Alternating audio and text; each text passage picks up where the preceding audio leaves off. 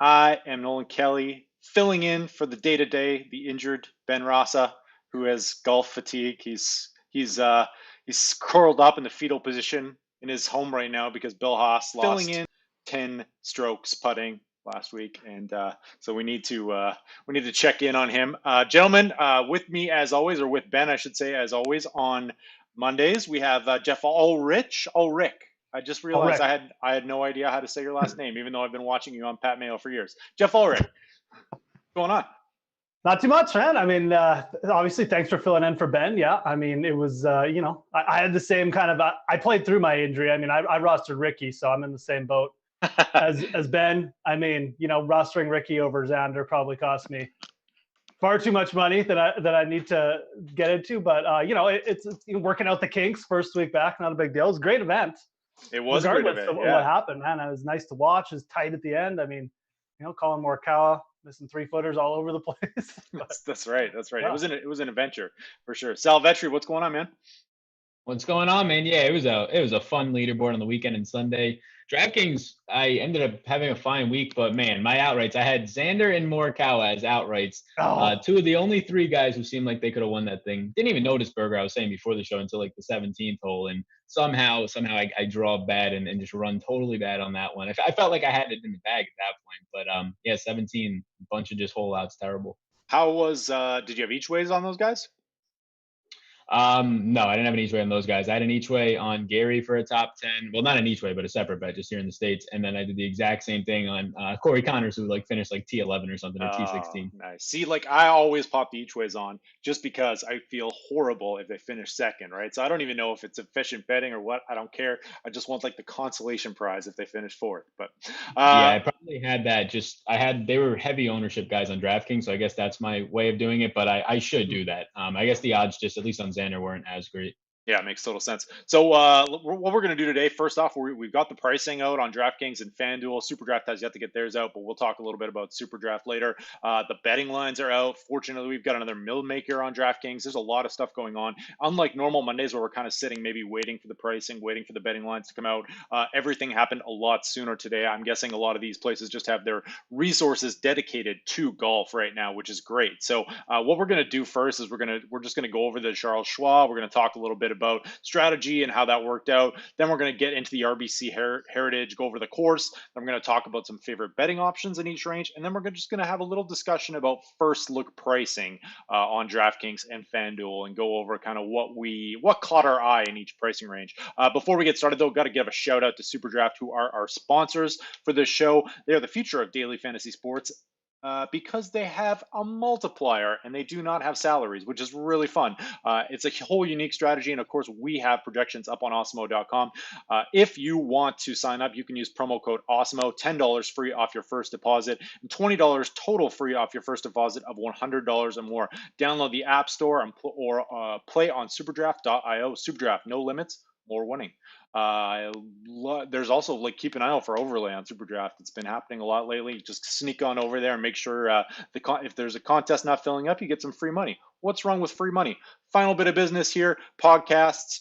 We do have them. This is available on podcast. If you're watching on YouTube, you can find this on Apple. You can find it on Stitcher. You can find it anywhere that they have podcasts. And we have a contest going on where you can win an Awesemo Plus monthly pass. Just leave a 5-star rating and a review. Leave your Twitter handle, leave your Awesemo login information, or your Awesemo username, I should say, and we will draw a winner every single Friday for a free Awesemo Plus pass. So 5 Eastern is the time that we make that draw. So check the pin tweet on the Awesemo Twitter account. All right, I'm already out of breath here, but I'm ready to go. So let's talk a little bit about the Charles Schwab. Sal, what were your takeaways from that tournament? Going in, we didn't really have any course, any recent form data. How do you feel your process was, and how will you be kind of altering that going into this next week at the RBC Heritage? Yeah, so yeah, we talked about kind of in a way throwing out most of the course history stuff. I mean, you saw Spieth come through on that, but for the most part, kind of throwing it out, maybe looking at it on an individual basis. So did that, probably going to carry that over till this week. It's rarely something that I weight more than like 5% for specific guys, but maybe just throw it out the window completely. Looked at things like approach play and ball striking, and those things really did seem to just come through. I mean, you look at guys like just right up there with Morikawa towards the end of it, guys like Berger, whose ball striking and approaching was coming on before the break.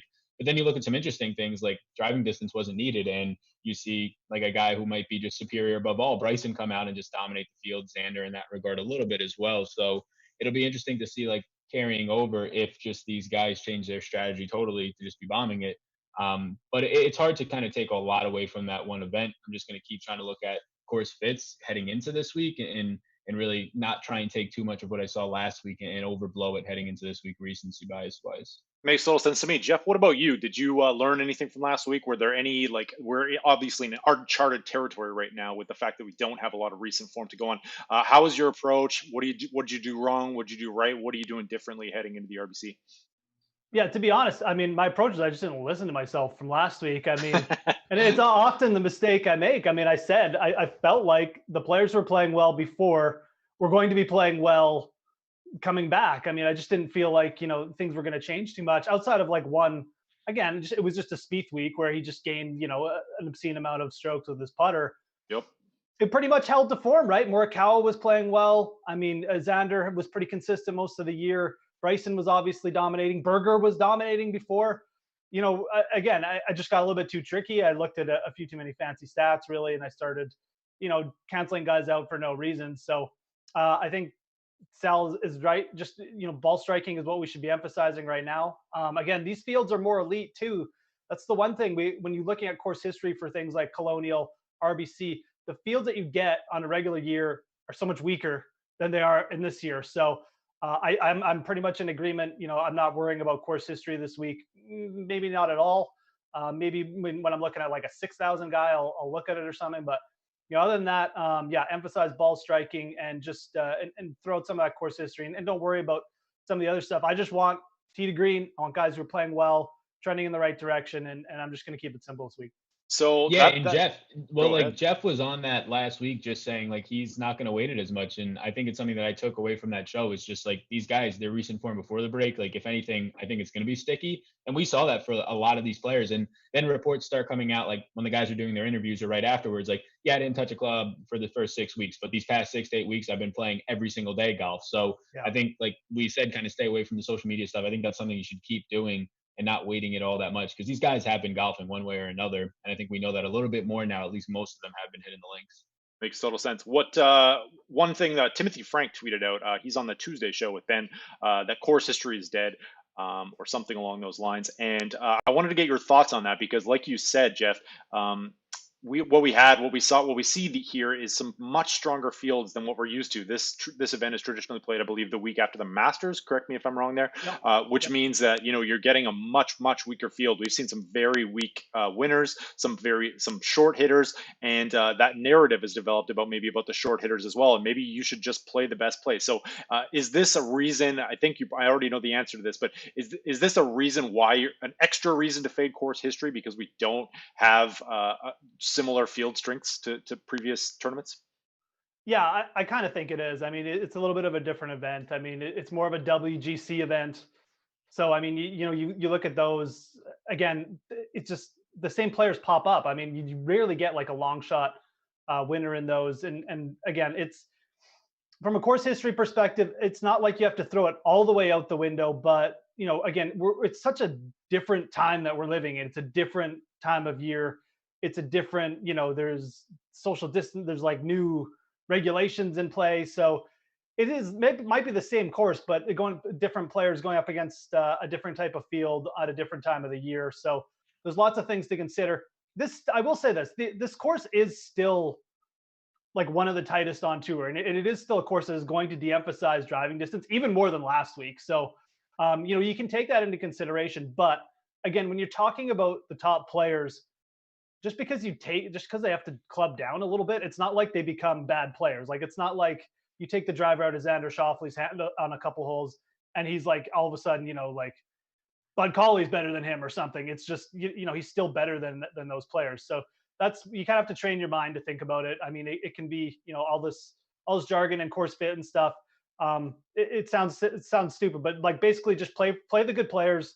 Look for the best value. You can still definitely start, thinking about buying players that are depressed, maybe because of a bad week or a missed cut. But don't get too tricky with overthinking it, in my opinion. Anyways. Yeah, that's a great point, and I think that we've got a very similar setup, I guess, to Colonial. Even though it's a link style course, it looks like, from what I can tell, it's got a very similar stats profile to Colonial, which is kind of interesting back to back here. So what we have at Harbortown, we have Pete Dye Design, links, par 71, 7,100 yards, 10 water hazards, Bermuda greens. Wind is going to dictate a lot of how low these guys go. It's probably a little early in the week to discuss wind. 29-yard fairway widths. We got 9 par 4s between 400 and 500 yards. We have 3 par 5s and 1 very easy scoring par 4, which is a 313-yarder. Plays usually around the 10th most difficult course on tour, unless the wind is not going. Past winners include CT Pan, Satoshi Kodaira, who I believe our friend of the pod, Pat Mayo, won on this tournament. With Satoshi Kodaira that year, if memory serves. Wesley Bryan, Brendan Grace, Jim Furyk, Matt Kuchar, a who's who of good accuracy players and bad accuracy players. So I'll toss it to you, Sal. What do you think here about Harbortown and the type of player that you're targeting? Yeah, so I mean, it's Pete Dye, so it's like in tandem with maybe Nicholas, but it's mainly Pete Dye, and I think that you're just going to get deception. So you're almost incentivized, like Geoff was saying, like compared to last week. Like if the narrative is like these guys can just bomb it and be fine, if that's the way that they want to change, following the steps of Bryson, you can't do that as much here, just because you're going to be incentivized to lay up because of some hazards or just because of the angle that you can play on your second or third shot, depending on the par 4 or par 5. So I do think that you're going to just naturally see lower driving distance. Like DJ played here last year. He was leading after 3 holes, and his driving distance was like just barely below what it averages. So I think some of those elite guys up top, I'm not really going to change much in terms of like weighting driving distance for them, because I think they can go and get theirs. It'll be more of like those mid-range and lower options at driver that I think will club down more often. So yeah, approach play, ball striking, those things are going to pan out. You're going to deal with a little bit smaller greens. So I think the ball striking will be the biggest thing paired with approach, that combo that I'll be looking at, which is similar to last week. I just don't think that driving distance can be exploited as much here, even if guys want to. Makes sense. Geoff, you got any hot takes?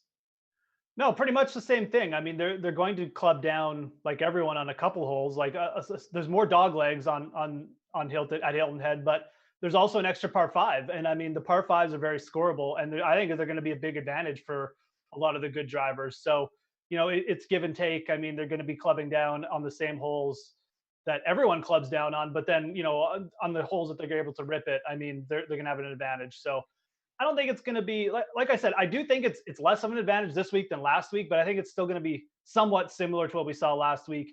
The guys will just be aggressive. They're so good with the driver. They're so good at just hitting their approaches from even just like a little bit of rough. So I'm not too worried about it. I think you approach it very similar like you did last week. You overweight ball striking, especially that iron play. Longer iron, mid iron play, and you can. Again, I just would say my one thing is just don't get too fancy again. Don't start looking at like Bermuda stats or anything.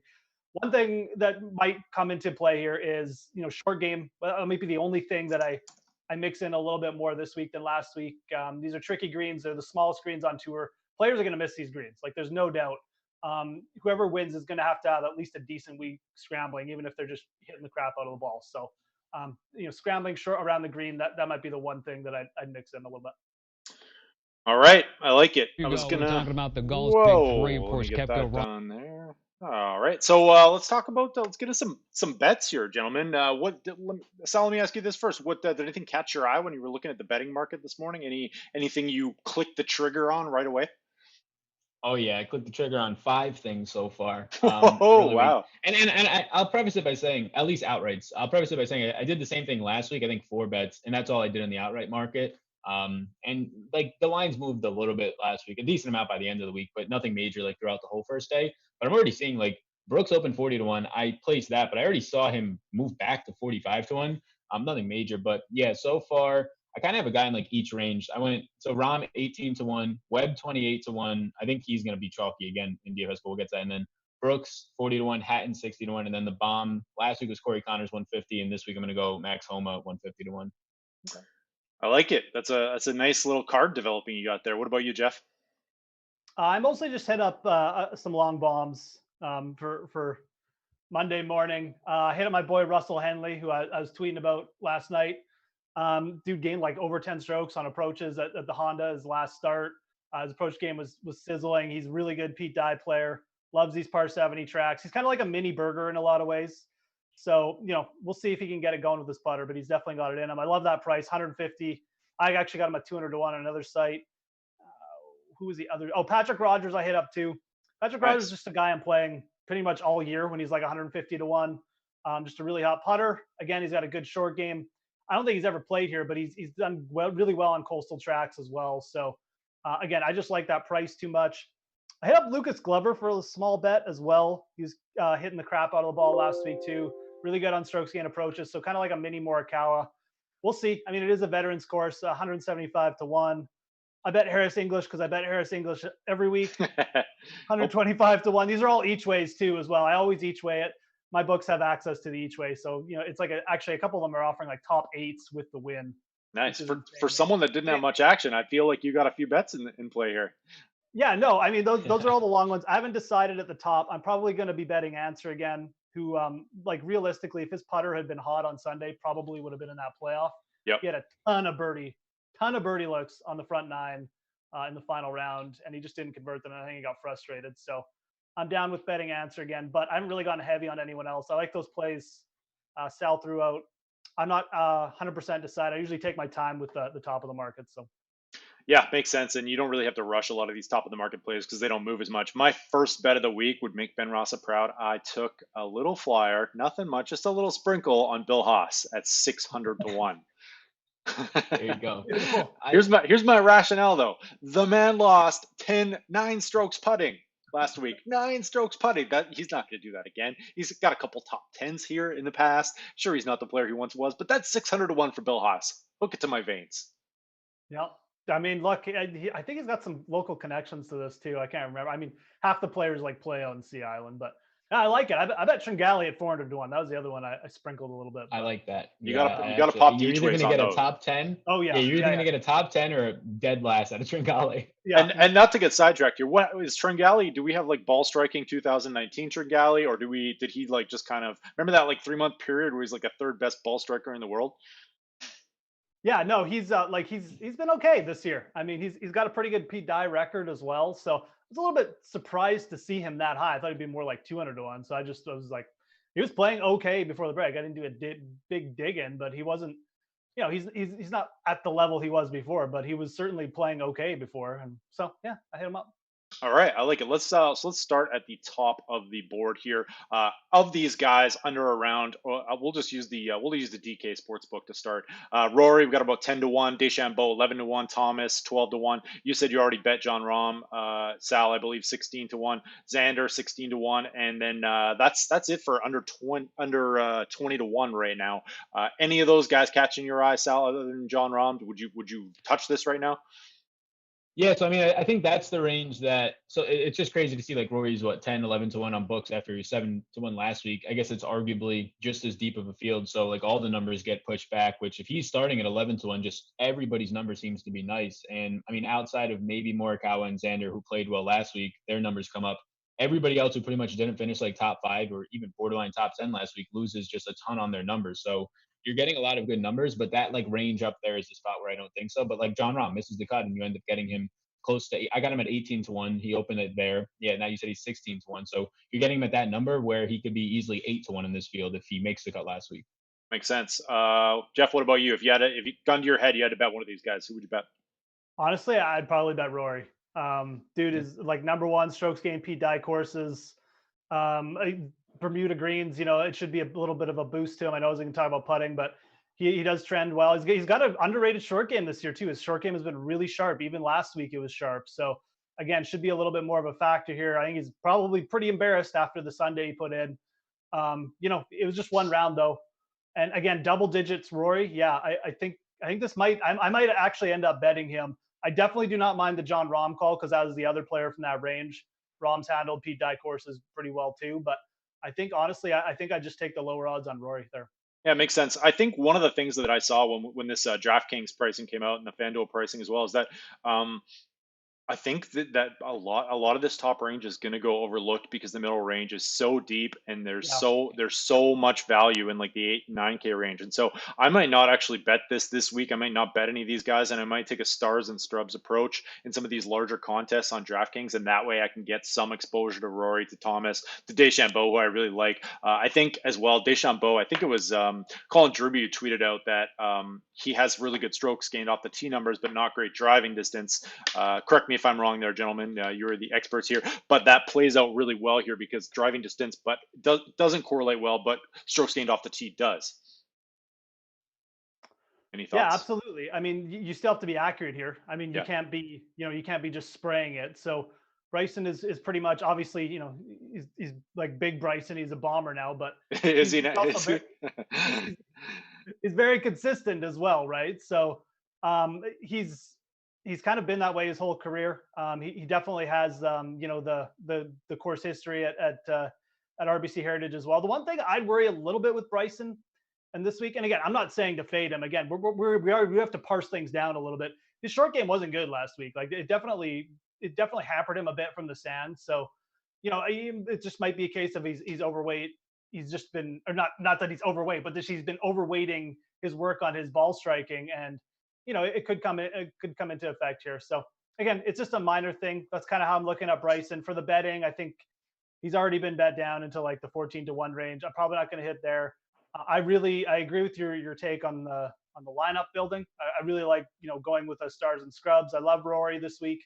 I think I like Rom again, not quite as much, but almost as much for GPPs. I might even do some like double stacks with those two because I really feel like those two have excelled on Pete Dye courses, and they're just too good of players. And like Rom's not going to miss 2 cuts in a row. I'd be absolutely shocked. So yeah, it does set up well for a guy like Bryson who's really consistent off the tee, and that's why he's done here. But most of these players are super consistent off the tee as well. So Yeah, he has, as you pointed out, he was 25th in driving distance about a year ago, and he's all the way up to fourth yeah, over the last 50 rounds. So new yeah. Bryson, new bomber.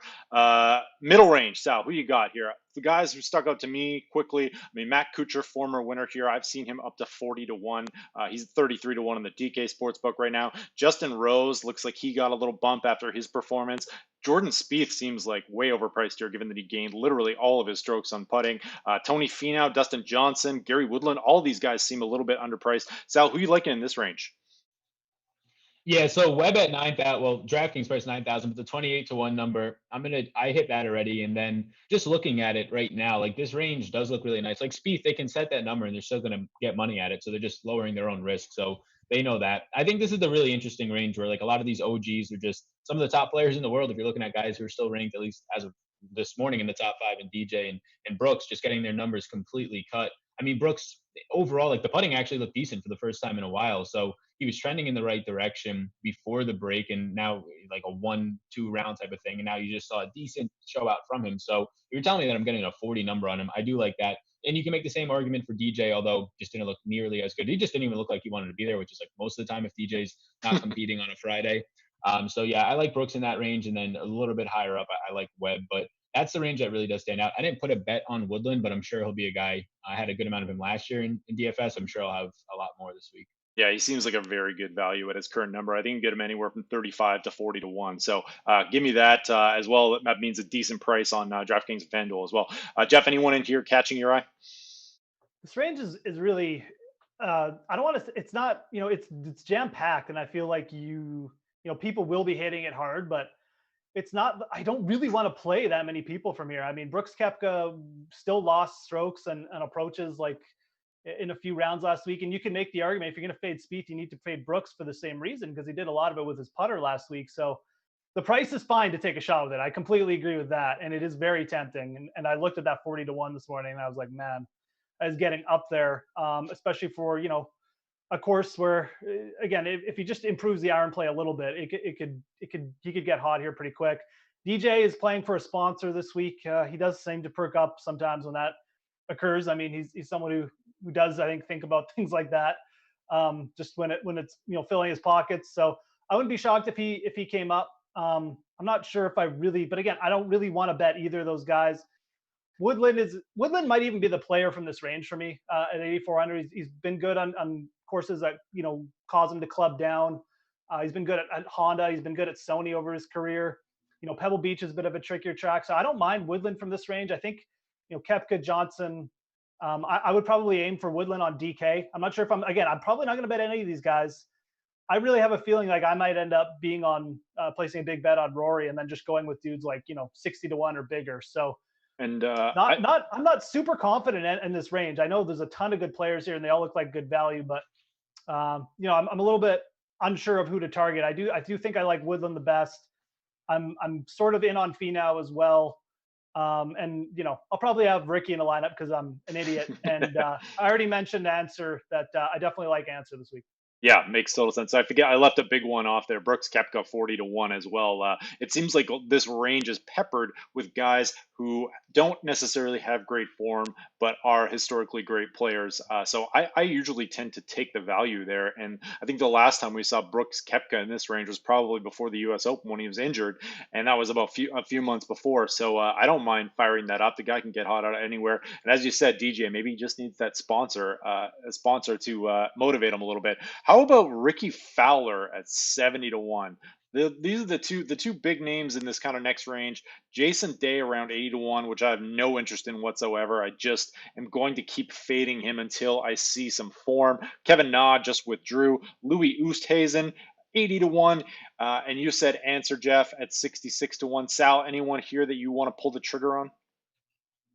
Yeah, so I mean, you look at Ricky and he looked good at the Arnold Palmer right before the break, and then he kind of was just all over the place at the Charles Schwab, and that's just a thing where I haven't been playing him all that much, and I'll probably just stick on that track whether it's DFS or betting. I like Hatton in this range. I mean, he just won right before the break, so expecting kind of back-to-back wins in his showings is tough, but I did place a 60-1 bet on him, and his $8,000 price tag. I assume once people start looking into it and seeing how well he was playing, I mean, he had a 6 at the WGC right before that. They're going to start to pile onto that ownership number. I think he's pushing right now top 20. I think he's 21st in the world. So Hatton's the guy in that range that I like. But just in general, like for DFS, these players and a lot of like those veterans that we were just talking about, even Ricky and Day, their price points make it so that like all the risk comes out of it. Like they're not $9,000 anymore when you're in that 7K or low 8K range. So you're just paying like for a top 20 at that point, and they can surely do that. You don't need the top 5, top 10 finishes anymore. Yep. Right on. Really good point. All right. Don't forget to smash that like button, by the way. We really appreciate it. Helps us keep these streams free.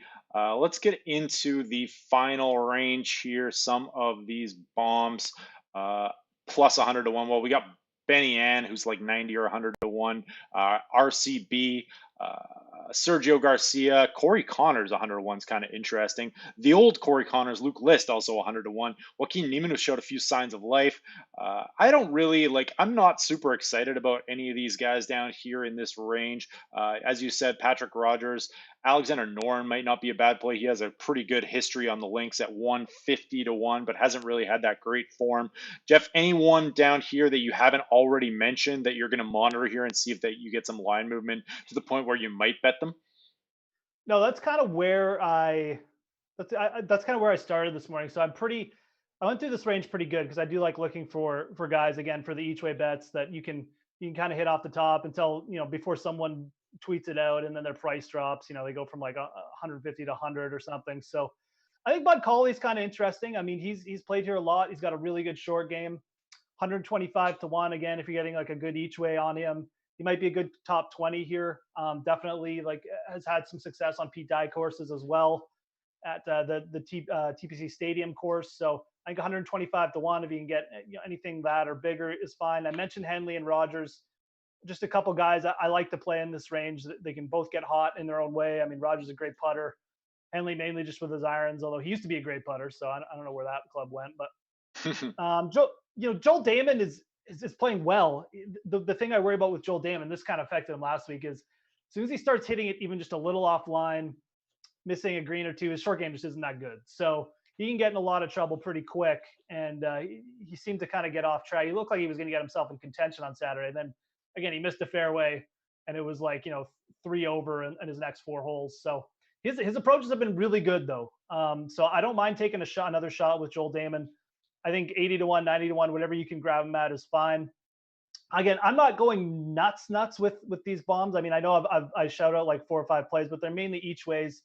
So again, it's more of just you you try to get one dude in contention. Maybe you can hedge it if he ends up getting close to the lead, or gets you one top five, and then you get all your money back and more. So that's kind of my strategy with these guys. But yeah, I think Glover, 175 to 1 was interesting. He's got good course history. He's a veteran, and his approaches were on fire. Definitely someone who can get hot. And then Henley, Rogers were kind of my favorite other bombs. But it's that's kind of the range. I'm trying to just limit it to that for right now.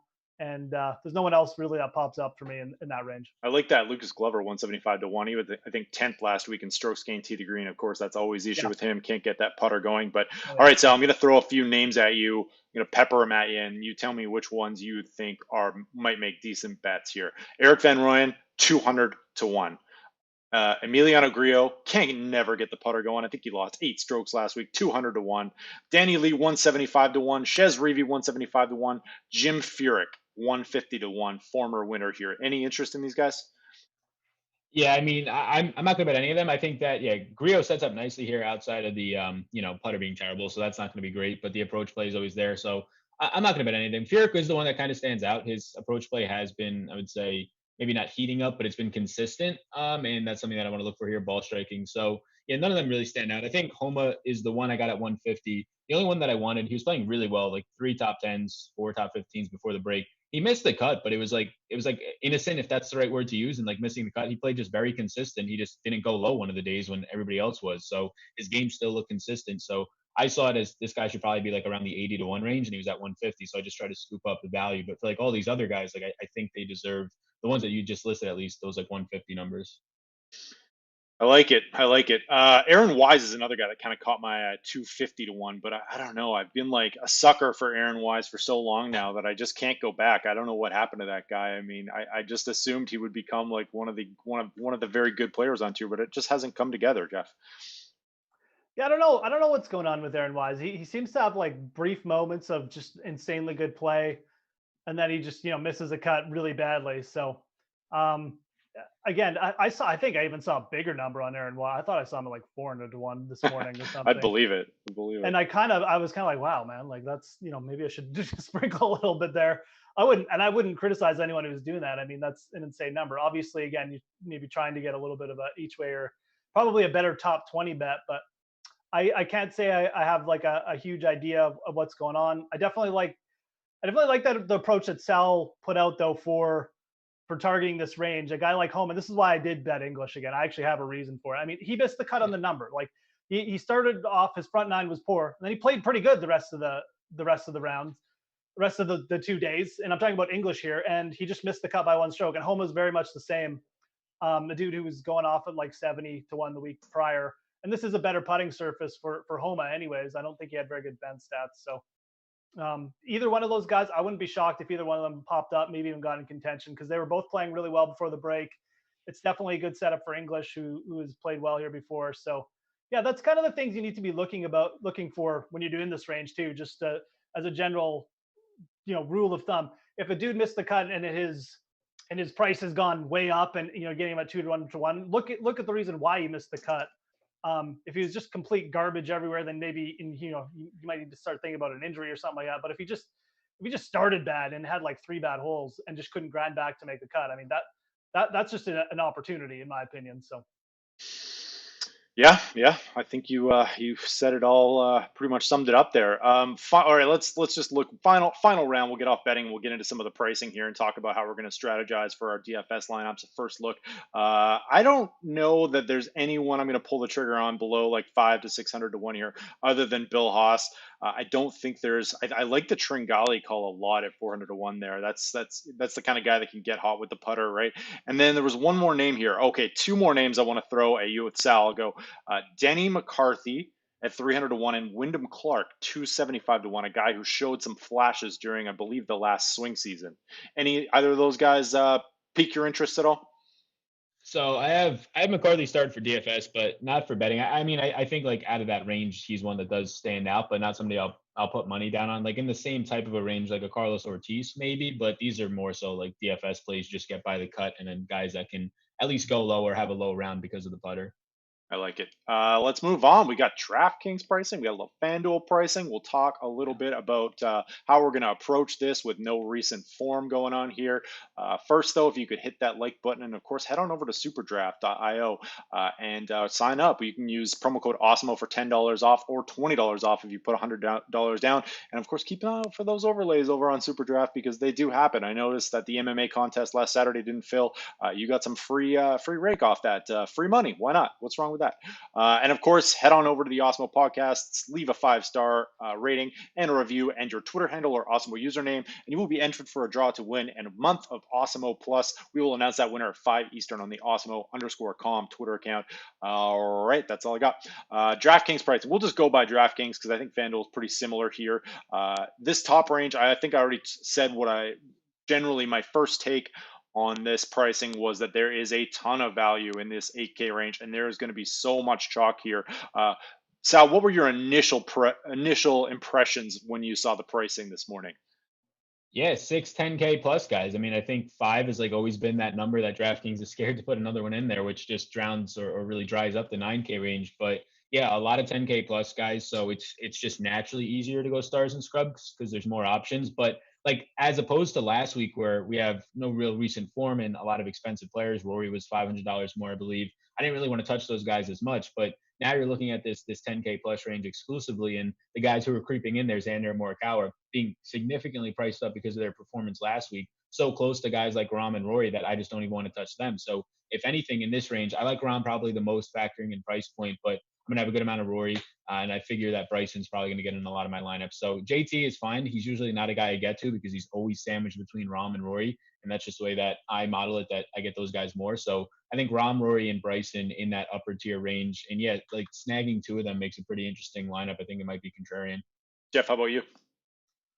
I mean, look, I can make cases for anyone in this range. I think, I mean, taking the discount on Xander and Morikawa is fine, but again, I think coming off a little bit of recency bias, everyone saw Rory blow up. I mean, I think this is a better setup for him overall. I think he's going to like again the Hilton Head as a design, and he's just a dude who, when he plays bad, he definitely is feeling a little bit embarrassed. So 11-3, the price came down. I don't think the ownership. I think his ownership might even come down too. So I'm all about taking advantage of that. It's still a really deep field.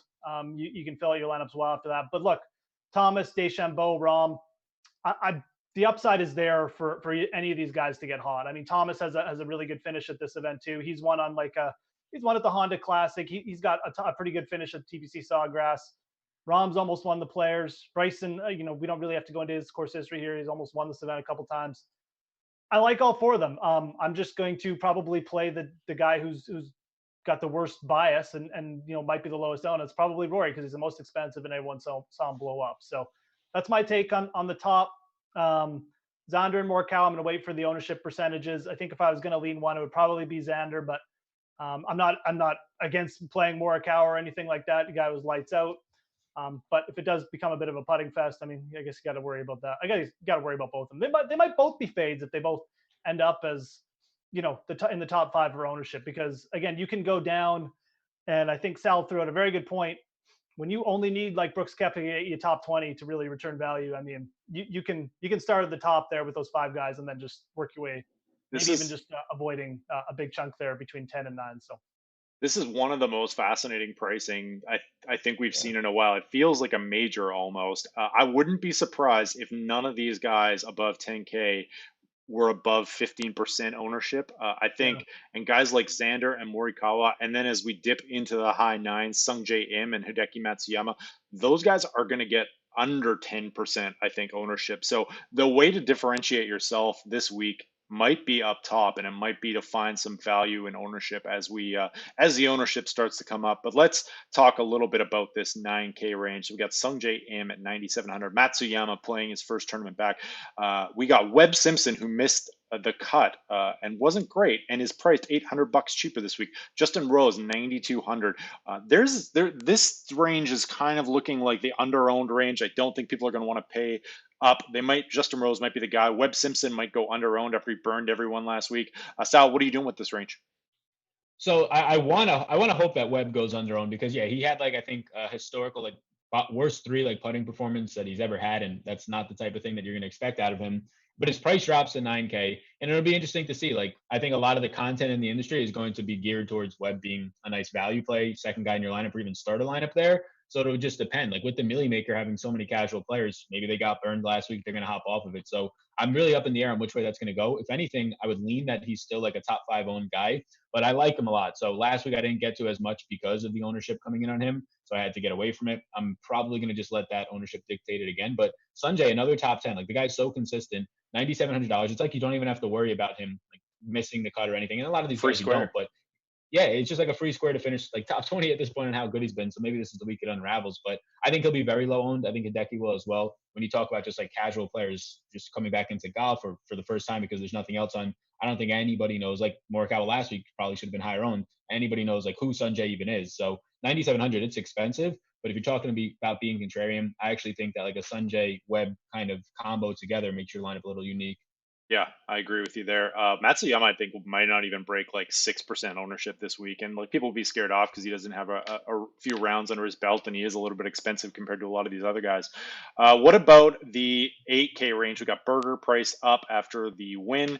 Patrick Reed, 88. Jordan Spieth, who is just like, I will not be rostering at all this week. He did it all with smoke and mirrors, all with his putter again. And then here's where it gets really interesting. Brooks Koepka, 8,600. Dustin Johnson, 8,500. Gary Woodland, 8,400. Matt Kuchar, who destroyed every single one of my 6 of 6s last week with a double bogey on the 18th on day 2. Was it a double or a single? I think it was a double. Killed me, and I still haven't forgiven him for it. But former winner here. Tony Finau, 8,200. Ricky Fowler, 8,100. And then 2 guys who probably won't get much ownership at this price, Answer and Hatton. Geoff, what are we doing with this range? Because it feels like all of these guys are going to be owned over 20%.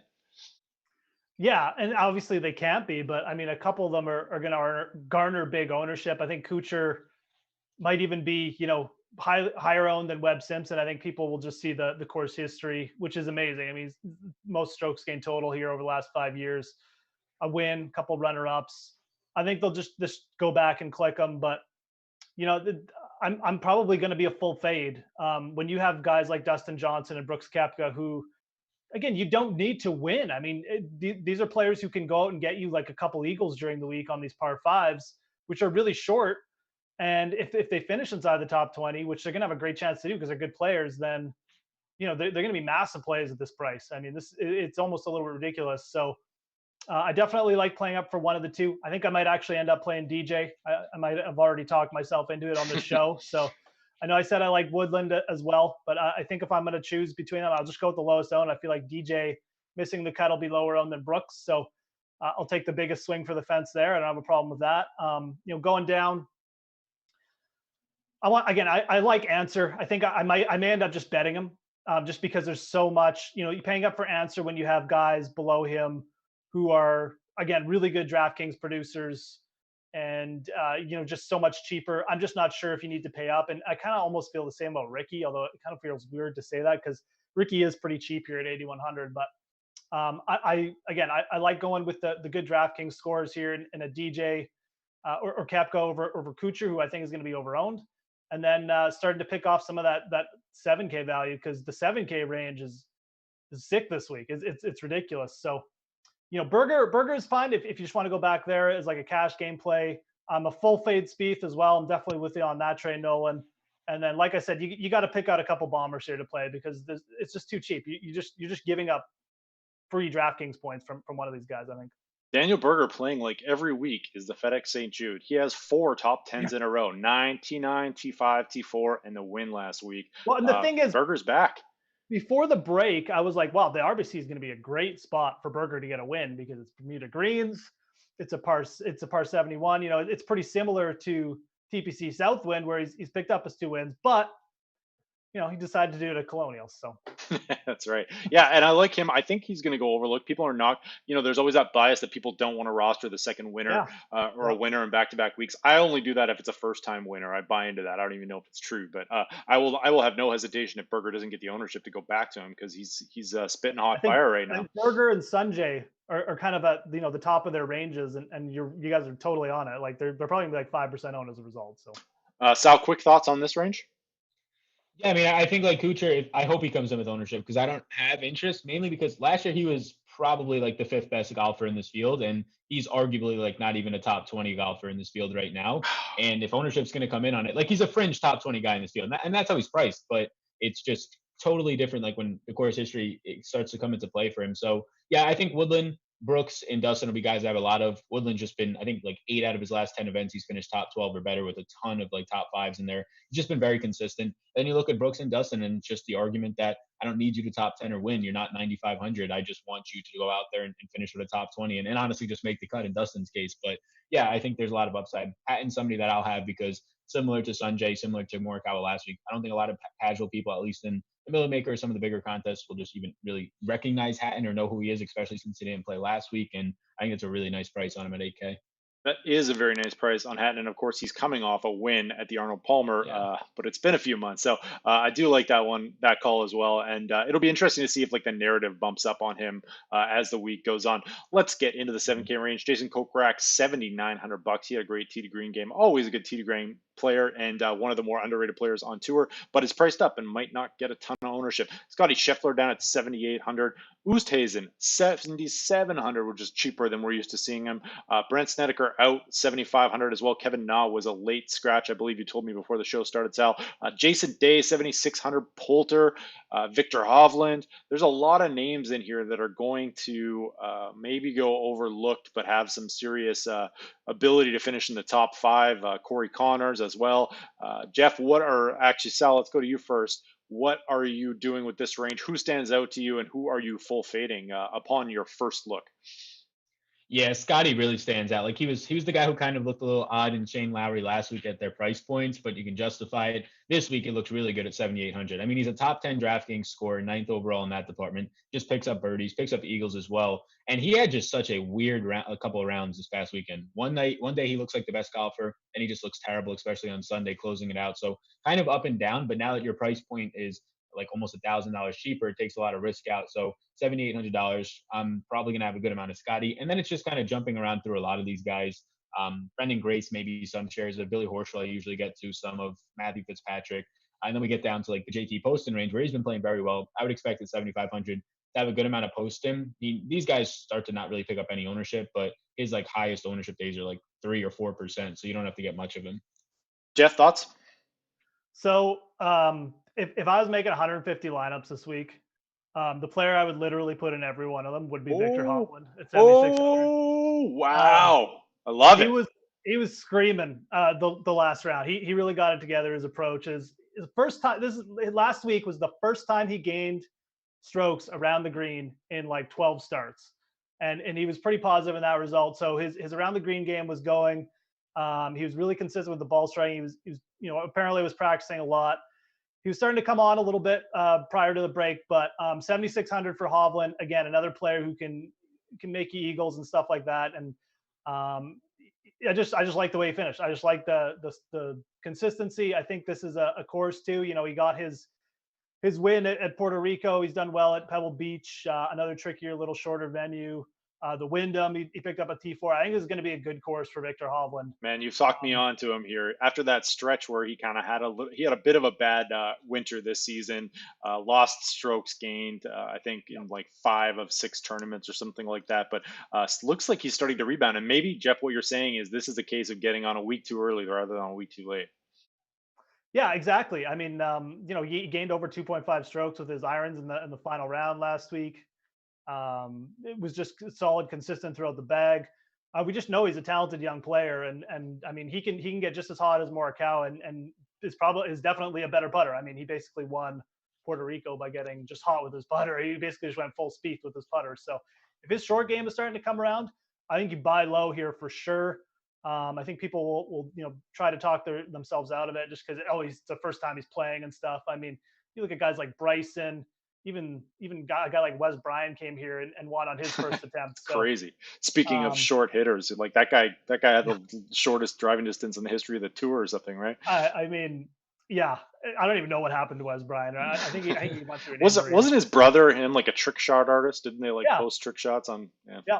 No, that's how they started, and a fantastic wedge player and an amazing putter. And it obviously got him a win on tour, but could not hit it off the tee. So but again, I love him in this range, man. I mean, I know the veterans, but we saw last week, like these young guys just do not care about course history or anything like that. Yeah. So if you can get Hovland, who's arguably just as good as Morikawa at this price, man, I mean, like I said, fire it up. I have no problem putting him in every lineup this week. Yeah, I love that call. I love the bold takes here already on a Monday, coming in hot, Geoff. That's the way we like it over here. What are we doing? I think for a guy to fade, Yeah. here's a guy I was heavy on last week. You get the T19 out of Corey Connors, a guy who struggles with some of these, like, I would say not deception type courses, but you can see him start to get away from them. At least if he has a poor start, it's going to go badly. He's a guy that you have to just hold your breath for. You got your T20 last week, just get out before it's too late. So at least I'm personally probably not going to have as much Connors, because just that range in general, you have a lot of other guys. JT posted one of the guys I named, Benny On's there, and didn't really pick up a ton of ownership last week. And the other thing about this is, like, if Connors is going to get ownership, there are so many interesting plays. I mean, it's kind of like a mini, in the same way that like Brooks and Dustin are so interesting at 8K. I mean, I know people hate them because they're so bad, but like Jason Day, Oosthuizen, Poulter and Kisner, I mean, Bannon Grace, like at their prices, man, like you just don't need them to do much. And if Oosthuizen or Day gets hot with the putter, which they both can do, I mean, they can easily top 10 here, like in the blink of an eye. So it is that type of course where you don't need to be accurate off the tee, which is great for Jason Day because he literally can't hit a fairway to save his life.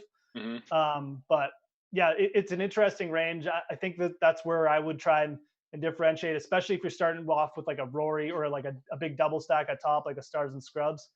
You got to go for the upside, man. And a guy like Oosthuizen or Day, yeah, there's a good chance they'll just miss the cut again. But they get hot and they get in contention on the weekend, they will get themselves up there. I mean, we've seen it from them time after time. They come out of nowhere and do it. So yeah, I think like last week, Poulter was that guy for me. Like he's kind of just like I just didn't even notice him getting just kind of drowned out with all these other guys in this range. But he's somebody that this week I'm going to try and look at. He's been playing very consistent as of late. He has good success here, and he's a guy who likely doesn't pick up ownership again.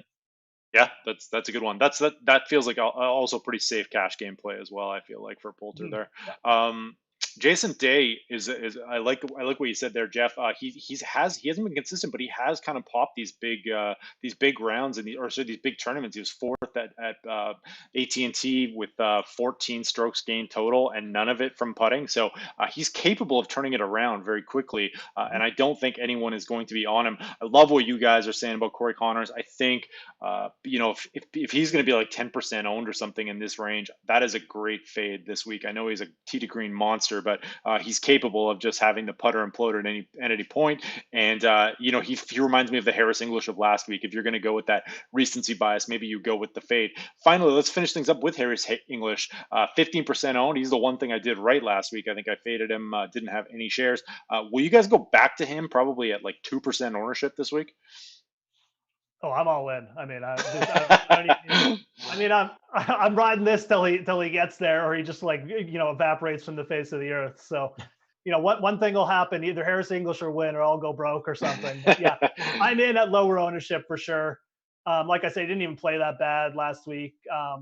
It was really just like a poor front nine.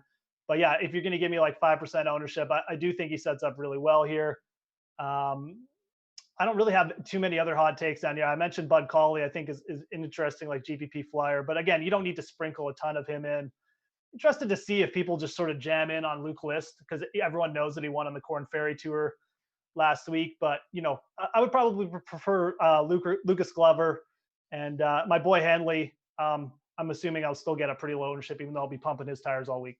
I like it. So we got, let's just finish things off in kind of like this low 7s and 6s range here. Jim Furyk, Alex Noren seem like pretty good values, though I try to talk myself off playing Jim Furyk because he never gets any birdies. Danny Lee, Kevin Streelman, I believe, has the second most strokes gained here per round than any other player. But of course, we're not listening to that this week because the course history is kind of crazy with it being such a stronger field than what we're used to. Sal, any of these guys in the 6K range? We got CT Pan, former winner. We got Siwoo Kim, who can pop out of nowhere and win. We got Eric Van Rooyen, who was like the darling of the early season and kind of like the low-owned guy that you could fit in your lineups. Who's catching your eye here, and who do you think is maybe going a little bit overlooked and under-owned? Yeah, so the same guy I bet on, Max Homa, I'm probably going to have a good amount of. His price point drops $500 from last week. Again, he misses the cut like right on the number, and not terrible anywhere. It's not like he lost a ton of strokes anywhere. He was pretty much gaining or just lost like 0.3 strokes around the green. Around the green would be like the one concern for his game recently. And that's something that doesn't really matter as much here. He's been very good when it comes to just what his putter has looked like recently. His off the tee game has improved, which is not going to matter as much here, but also the approach play is something right before the break that we saw heating up. So Homa's a guy that if there was some major concern before the break, I wouldn't be as interested. But everything's dropping on a guy who I think his game has just stayed the same. He just didn't go super low, like I said earlier, like a lot of these other guys. And then I think there are viable options, especially in the low 6K range this week. Like Carlos Ortiz goes down there. Lonto just blew up. Like he was one of the worst golfers. I think I had like 10% Lonto last week, 12%. And he ends up blowing up. But he did that earlier in the year, and then he finished it up with like a top 9. He finished T9, and then he had like another top 10 2 weeks later. So that's just what you're going to get out of these guys down here. I'm going to probably go back to Lonto. Not going to try and just look at last week all that much. I'm going to probably get to some Jason Hadley and then a good amount of Max Homa. I like it. What about you, Geoff? Yeah, I think if you're going to target this range, I would actually just go deep too. I would start at like 66 and start looking at players with real upside. Again, you don't need to worry about if these players are going to blow up. You're creating like million lineups or something, or multiple tournament lineups. You just care about their upside. And Sam Burns, one of the best Bermuda putters in this field. He was playing okay before break, coming back from injury. He had a T6 at the American Express, another die setup. Who was the player you mentioned, Sal? I forget. So down here, I mean, I like Lonto, I like Homa, and I like Ortiz, and then Hadley. Right. Okay. Yeah. So yeah, Hadley obviously I think is okay. I think Keith Mitchell is worth looking at. Again, another player who just plays better on Bermuda traditionally. I think going back to him, he can fire up the irons, be right up there with the top of this field. So I don't mind either of those plays as complete upside plays. Again, you just don't care. Either they're going to show up with their irons, just be fire, or they're just going to bust and shoot like 6 over and you don't care. But the upside is there if they get hot. That's why you play them. And I think Trent Galley's fine at 6,400. I don't know if he quite has the upside of those other two players I mentioned, but he's certainly got the experience. So he's actually, I shouldn't say that. He's shown really good ball striking in the past. So that's kind of where I'm at with this range. I do like the players like 66 kind of below. I feel like the upside is with those guys I threw out, or it's just similar to the players in the upper 6K range. So why not just pay down? It'll just let you fit more Rory lineups if that's what you want to do. So I like it. Yeah, this is where you might have to go if you want to get in some Rory lineups or some of these, couple of these for stars and scrubs. But it's not pretty down here, right? It's not looking great. Like you're pretty much dart throwing most of these guys down here, hoping for a big round in a large GPP, and then hoping that they will create that unique lineup for you or that give you that edge. But that's pretty much, I think, the only real reason to go down to this range for the most part. There isn't a ton of value other than I think a lot of the guys you hit on, and maybe a few outliers here and there. But yeah, that's going to do it for us on the show here, gents. We got a lot of cool stuff coming up on at Awesemo.com. Of course, we got shows during the rest of the week. Jason Ruslin's doing his podcast every day. Tons of free articles. We have Ben and Timothy Frank tomorrow, and then of course live before lock with Jason and Ben Rasa on Wednesdays. So we keep the free content coming here over at Awesemo.com. But before we get out of here, Sal, tell us where we can find your stuff. Yeah, you can follow me just on Twitter. Everything will be linked up over there at Sal Vetri DFS throughout the week. You can check all that stuff out, PGA, and then a lot of NFL offseason stuff as well. Awesome. Geoff, how about you? Yeah, at the Fantasy Grind on Twitter, doing the approach obviously on Awesemo.com, so you can check that out later in the week. Make sure you do.